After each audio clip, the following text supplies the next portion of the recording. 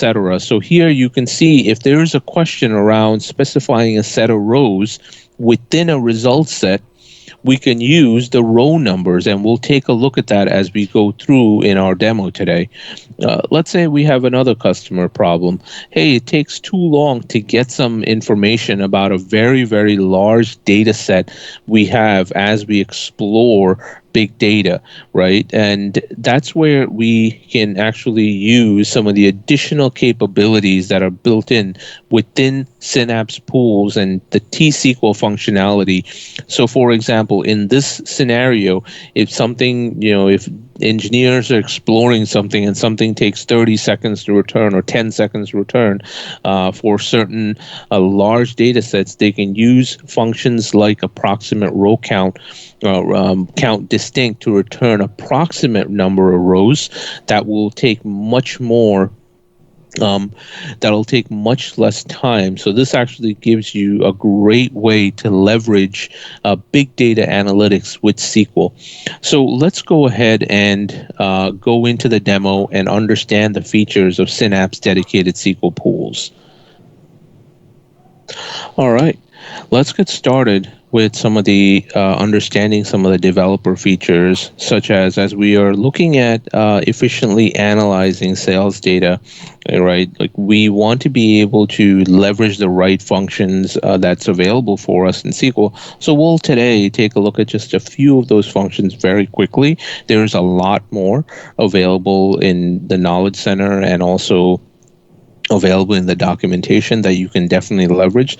So let's go ahead, and if you want to actually do this yourself, I just created a script here. You can go in and create a new script here with the SQL script, and let's go ahead and run an overclause query here to kind of look at some aggregations, etc. So one of the first questions is, hey, how do I actually run a query so that actually we can get a row number across a subset of my data?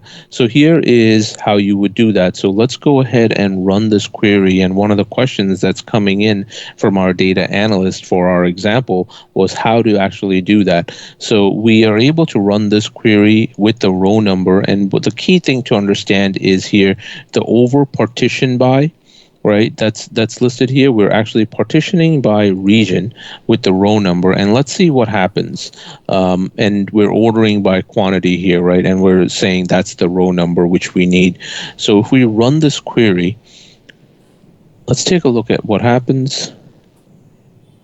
And the query returns in a few seconds, and what we can see is here, since we wanted to take a subset of the data, right, of the whole result, and we wanted to create subsets and have row numbers over it, this gives us the ability, and you can see for every region, which region is here, Far East, we have a set of row numbers that are provided by our row number function, which is over with the partition. So you can see when, let's say, when Far East ends and Southeast starts, the row number starts again. So now we have row numbers for each subset. So this is the same thing. If we wanted to have row numbers by product or something, some other column, we can actually change that over here.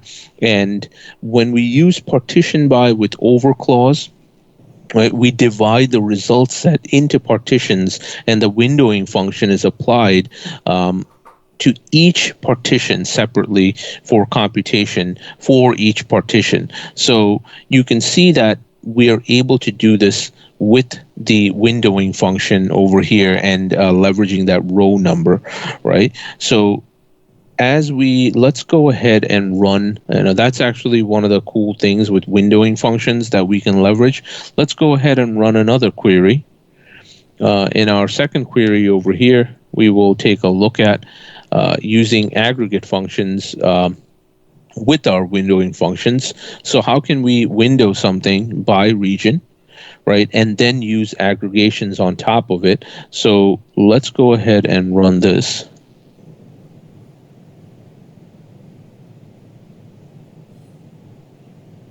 Now, in this query, what we have done is really we've added sum, average. You can see here, like sum, average, count, min and max.